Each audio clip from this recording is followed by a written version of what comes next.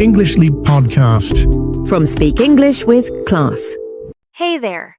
Welcome back to the English Frequency. Your English podcast for daily life English, real conversations, and easy English listening practice. I'm Anna. And I'm Jake. We're really glad you pressed play today. Maybe you're a bit tired. Maybe you're walking somewhere. Maybe you're lying on your bed staring at the ceiling. But hey, you're not alone here. Yeah, if you're going to stare at the ceiling and think about life, you might as well do it with some English in your ears. Exactly. Your plans may feel a little messy right now, but your listening practice is on point. And you sound extra calm today, Jake. Normally you're a bit more hyper. What changed? Honestly, lately I've been feeling a little lost myself. So today I told myself, okay, don't pretend everything is perfect. Just show up and be real. I get that. I also have those days when I do my normal routine, but inside I'm thinking, where am I going? What am I doing? Yeah, like your feet are moving, but your heart doesn't know the direction. And we know many of you feel this too. Life is moving, time is passing, but inside you feel stuck, confused, or unsure about your path. That's why today's episode is important for us. In this episode, we're talking about feeling lost in life and how that feeling might not be a failure, but the beginning of a new chapter. We're going to share stories, talk about this feeling slowly, and give you small ideas you can try, so you can see this lost moment in a kinder, softer way. But before we go deeper, we want to ask you for just one tiny favor. If you enjoy learning with us, please like this episode and subscribe to the channel. It helps more learners find the English Leap podcast and join our little community. And we'd really love to hear from you in the comments. You can write one simple sentence. Something like, I'm your name, from your country, and one time I felt lost in life was when... We read your messages, and they really help us understand what you're going through, not just in English, but in life. And when you write, your brain has to choose words and make a sentence. That's real practice, not just listening and forgetting. Okay, let's also talk quickly about the English level for today so you feel safe. This episode is a B1 level episode. That means the language is clear and not too fast, but the ideas are a bit deep and emotional, perfect for intermediate learners. Yeah, it's not super simple and it's not super advanced. It's that comfortable middle place where you can understand a lot and still learn new things. And if you're a strong beginner, you can still stay with us. You might not understand every single word, but your ears will get stronger. Yeah, this is a safe episode for you too. You can use it as a bridge from easy English to more natural, real English. So wherever you are on your English journey and your life journey, you're welcome here with us. And because we're vocabulary nerds, we will play with some bigger words today. During the episode, we'll explain important words naturally inside the conversation, so you don't have to pause and look everything up. And at the end, we'll do a calm word tour. We'll slow down and go over some key vocabulary again with simple examples just for you. All right. If you can, take one deep breath. Yeah, breathe in and out. Let's start talking about that feeling of being lost and see what it might be trying to tell you. Anna, have you ever had a moment like that? A moment when you suddenly thought, wait, is this really my life? Yes, very clearly. I can still see it like a little movie in my mind. It was a normal morning a few years ago. I was sitting in my car outside my workplace. So, normal morning, normal job, normal day. Yeah. If you looked from the outside, everything looked perfect. Stable job, regular hours, friendly coworkers. My parents were proud. My friends said, "Wow, that's nice." So, on paper, everything looked good.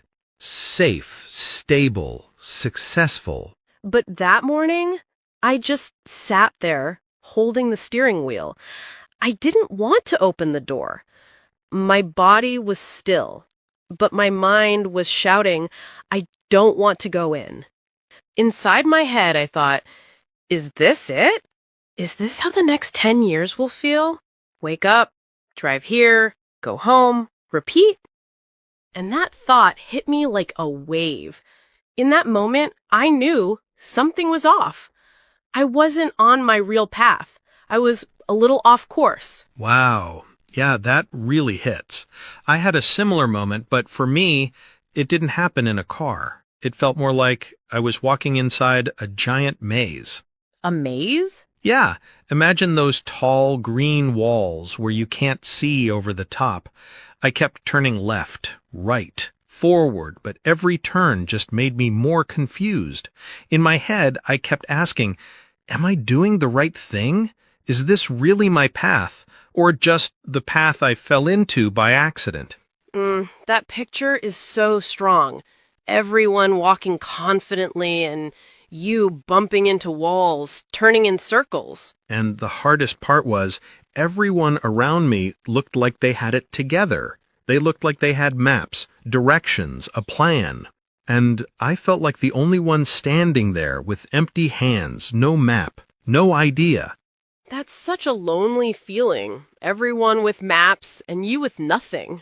Yeah, it felt really uncomfortable, like wearing shoes that are the wrong size. Not terrible, but never quite right. And that uncomfortable feeling, that I'm stuck, I don't fit feeling, is actually important. Important. How? Because it can be a signal, a quiet alarm from inside you. A little wake-up call from your heart saying, hey, something is wrong here. Something needs to change. It hurts, yes. It can make you cry or feel empty. But it's also powerful. Because when you finally stop and ask, wait, what am I doing? Is this really my life? That's the moment when clarity can begin. It's like standing at a crossroads, 2 or 3 roads in front of you, and for the first time, you see that you have a choice. And often, it's not because you made bad choices before. Right. Many times, it's simply because You listened to too many other voices and stopped listening to your own. yeah, let's stay with this and talk about those other voices for a moment. Right. Voices like parents, teachers, friends, coworkers, even strangers on TikTok or YouTube. Everyone has an idea about what you should do with your life. It's like standing in the middle of a busy market and everyone is shouting advice at you. Yeah, and after a while, it feels like your brain is that market. So many voices, so much noise. And slowly, the noise gets so loud that your own voice becomes quiet. You stop asking, what do I want? And start thinking, what will make them happy with me? I remember my family WhatsApp group when I finished school. Every aunt, every uncle had a different plan for my life. Yeah? What did they say? One said, be a doctor. It's safe. Another said, no, engineer. That's the future. Someone else said, business. You can earn a lot. And there I was, staring at my phone thinking, does anyone want to know what I like? That's so real. So many people talking about your life, but not really listening to your heart. That's when I started thinking about this idea of an inner compass. We all have a small compass inside us, not made of metal, but made of feelings. Your heart, your gut, your instinct. Yeah. And that compass quietly points to what feels honest for you. Maybe creativity, maybe freedom, maybe family, maybe service. But if that compass turns just a few degrees away from your true direction, not a big turn, just a little, Then after a few years, you can end up miles away from the life you actually wanted. you wake up and think, hold on, whose dream am I living? Mine or someone else's? And often you end up on what people call the safe path. The path that looks beautiful on Instagram, sounds good at family dinners, but feels heavy when you're alone with your thoughts. That was me in university. I didn't choose from my heart. I chose a major that sounded impressive in conversations. People smiled and said, "Wow, that's a strong choice. You'll have a great future." So outside, it looked like you were winning. But inside, I felt like a robot. I went to class, took notes, passed exams, but there was no spark, no joy. Years later, I had the paper, the degree, but not the passion. Just confusion and this quiet feeling of regret. And that's why it's so important to stop sometimes and check your inner compass, to stand still for a moment and ask, where is it really pointing? You can ask yourself a very simple question. Am I doing this because I truly want to, or because I think I'm supposed to? It's a small sentence, but it can change the way you see your whole life. And when you slowly turn down the volume of those outside voices, and your own voice becomes a little clearer again, something new comes in. Yes. The thing many of us try to avoid, that strange, open feeling called uncertainty. Yeah. Let's talk about this big thing, not knowing what comes next. We humans really like plans, right? We do. We love calendars, to-do lists, and 5-year plans. It makes us feel safe when we think we know the next step. And when we don't know, our brain gets nervous. Yeah, like when your internet stops for a second and the video just keeps loading. That little circle turns and turns, and you feel impatient. That loading feeling is a bit like uncertainty. You're between two things, old and new, and nothing feels clear yet. But here's the gentle twist. Uncertainty is not always an enemy. Sometimes it's like an empty room. At first it feels strange and cold, but it's also a space where you can decide what to put inside. I really felt that when I left a job that didn't feel right anymore. I didn't have a perfect plan B. I just had this heavy feeling, I can't stay here. So from the outside, it probably looked like a bad move, leaving something safe with no clear next step. Yeah, people around me said, "Are you sure? This is risky." And I thought, maybe they're right. Maybe I'm just being silly. But then the next few months were surprisingly quiet and deep. I walked more. I read books I always wanted to read. I tried small new things. And for the first time in a long time, I listened to my own thoughts. So it was like stepping out of a noisy party into a silent garden. At first, the silence feels uncomfortable. Then you start to hear your own heartbeat again. Yes, and little by little, a new direction started to appear.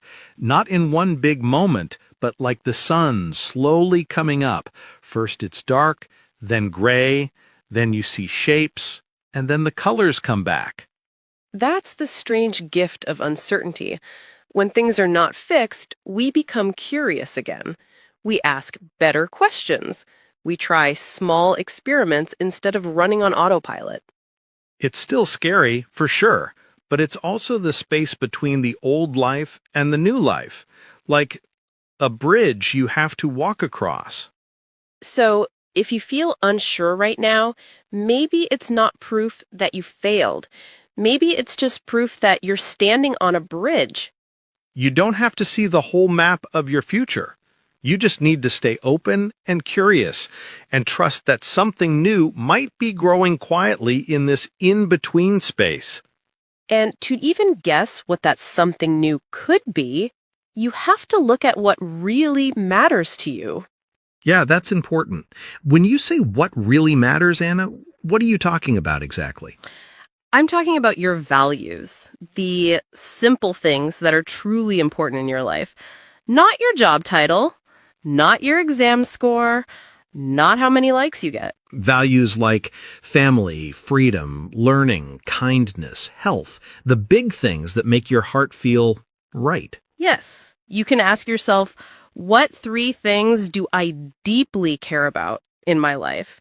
If everything disappears, what do I still want to protect? Often when we feel lost, it's because we quietly walked away from those values step by step without noticing. I had a season like that. I was so busy trying to be productive, ticking boxes, answering emails quickly, doing all the tasks, that I stopped doing things that made me feel alive. Things like what? Like writing in my journal, taking long walks with close friends, having slow, deep conversations. Those things always gave me energy, but I told myself, no time, no time. So you were doing a lot, but not doing the things that made you feel like you. Yes. When I looked back, I realized I had drifted away from what made me me. My days were full, but my heart felt empty. And when you slowly walk back to your values, even in small ways, things don't suddenly become perfect, but something feels more honest. You might still feel unsure, but at least you're walking in a direction that matches your heart, not just your schedule. And once you have a sense of what matters most, the next step is not some big dramatic change. It usually starts with something very small. Yeah, this is where micro goals come in. Very small goals that still count. Micro goals, like baby steps for your life. On some days, I didn't feel like doing anything big, so I made the goal tiny. Just write 1 sentence today, or just go for a 10-minute walk. Not a whole book, not a marathon, just one little action. I really connect with that. I had days when my only goal was get out of bed and drink 1 glass of water.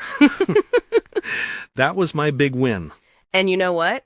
That is a win. Yeah, because that one small action gave me a tiny sense of progress. And progress, even a few centimeters, builds momentum. Momentum is like the push that keeps the bicycle moving after you start pedaling. We often think change must look like an elevator going straight up, but in real life, change is more like stairs, small steps, one by one. Even one simple English sentence spoken out loud every morning can slowly change your confidence. It's like adding 1 brick each day to a strong house. So, if you're feeling stuck, don't wait for a huge movie moment where everything changes. Start with 1 tiny, friendly win today, something so small that you can actually do it. And even when you start taking those small steps, some days still feel heavy. That's when people become really important. Yeah, support changes everything. When you felt lost, Jake, did someone help you? Yes. One of the best things I did was send a real message to a friend. Not the I'm fine, all good message, the real one. So you told him the truth, not the polite version. Right. I wrote, "Hey, I feel really confused about my life right now. Can we talk?" My finger was shaking before I pressed send. I understand that feeling. Your finger over the send button thinking, is this too much? Am I being dramatic? Yeah, I thought all of that, but I sent it. And when we talked, he didn't try to fix my life. He just listened. He said, "I get it. I've felt like that too." And suddenly, I didn't feel crazy or alone anymore. Sometimes just knowing that one person understands you, that one person is quietly there on the other side of the phone, makes your feelings feel less heavy. That person can be a friend, a teacher, a mentor, a family member, or even an online community like this English Leap family listening right now. And when you share your journey with someone, something else happens. You start to feel more accountable. That means you feel responsible to show up because you know someone believes in you and is watching your progress with kindness. So, if you're listening right now and feeling alone, maybe this is your sign. Yes, maybe tonight or tomorrow, you can send one honest message. Something simple like, "Hey, I'm struggling a bit. Can we talk?" You're not weak for needing support. You're brave for asking for it. It takes courage to say, I can't do this all alone. And when you ask for help and you take those tiny steps, something beautiful slowly appears. Your own lost and found story. Yeah, that's your real story, not the perfect one on paper. And the funny thing is, we usually wait to feel proud only when something big happens. Passing a big exam, getting a new job, moving to a new country.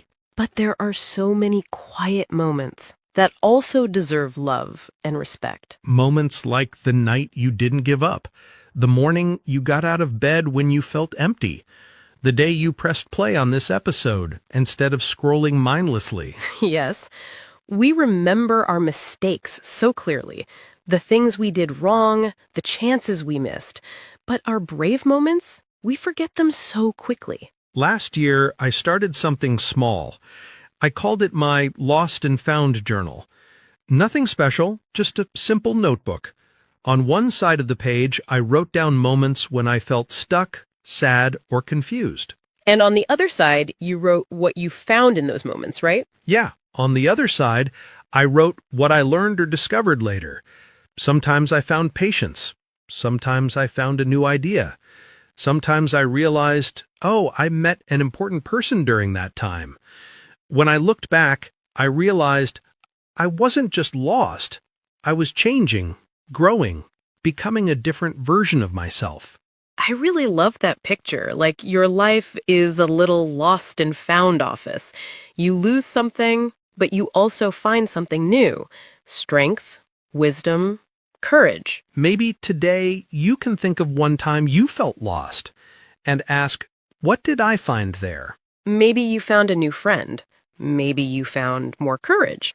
Maybe you found the strength to start again after a hard time. Those moments are worth celebrating, not with big fireworks, but with soft kindness. A small smile, a deep breath, a gentle thought. I'm still on my way. And that's enough for today. Even saying that gives me goosebumps. I think both of us needed that reminder too. And we hope you felt something meaningful in this part of the episode. Maybe a new idea, a softer perspective, or just the comfort of knowing you're not walking alone. Yeah, and while we were talking, we used some pretty big words and ideas, too. Right, we did. Jake, we used some big emotional words today. Maybe we should slow down and talk about them a little. Yeah, let's do a tiny word tour before we finish. A calm one. And I think we should start with the feeling of this episode. A heart-to-heart. Right. So a heart-to-heart is a deep, honest conversation, not small talk. It's when you speak from your heart about real feelings. For example, I had a heart-to-heart with my friend about my future. Means we talked very honestly about my life. Exactly. You can say, I want to have a heart-to-heart with my sister about how I feel. And sometimes, in those heart-to-heart talks, we talk about regret. Yes, regret is a sad feeling about something you did or didn't do. For example, I regret not starting English earlier. Means I feel bad because I waited too long. Or she regrets shouting at her friend, means she feels sorry about what she did.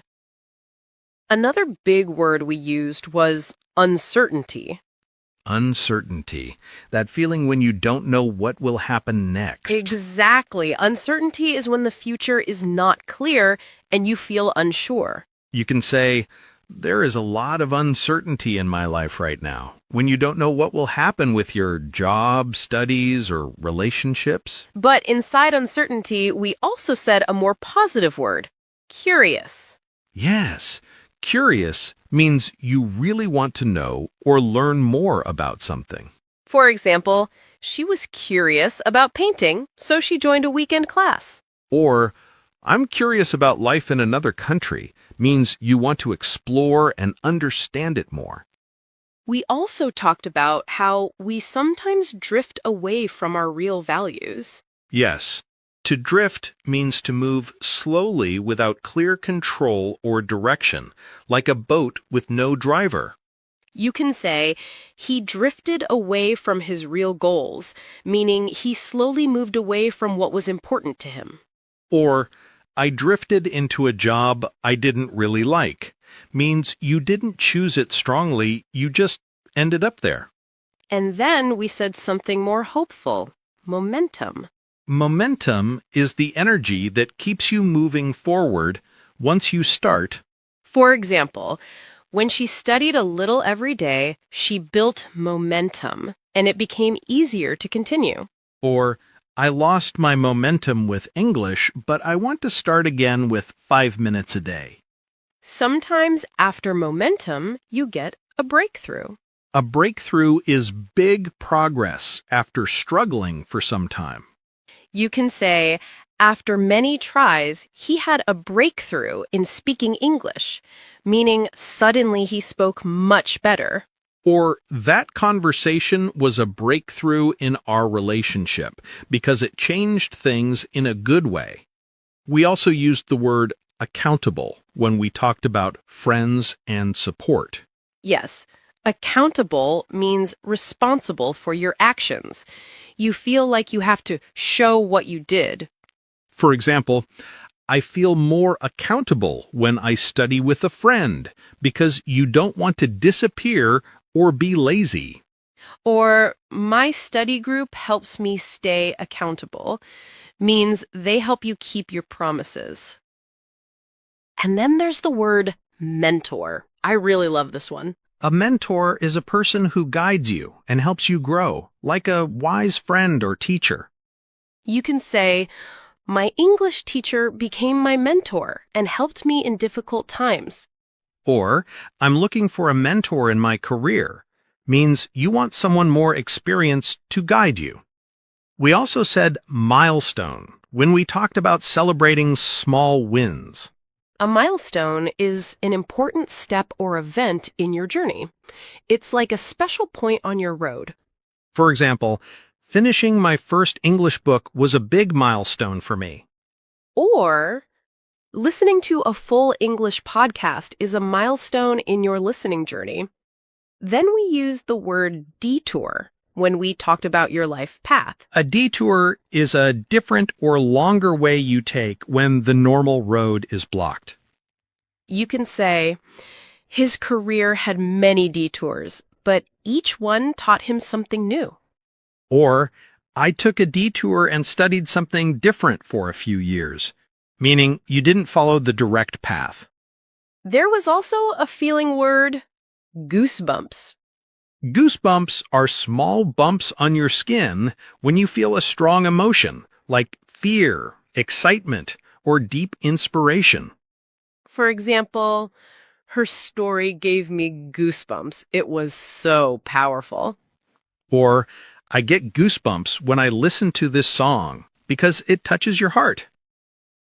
Another important word was perspective. Perspective is the way you see or understand something, your view of a situation. You can say, talking to my grandmother gave me a new perspective on life, meaning you saw things in a different way. Or, when I travel, my perspective changes because you see new cultures and ideas. We also said autopilot, when life feels automatic. Autopilot is when you do things without thinking, just habit, no real feeling. For example, he was living on autopilot, just waking up, going to work, and sleeping again. Or, I don't want to live on autopilot anymore, means you want to be more awake and present in your life. And the last word is crossroads. A crossroads is a point in life where you must make an important decision, like when roads cross and you have to choose a direction. You can say,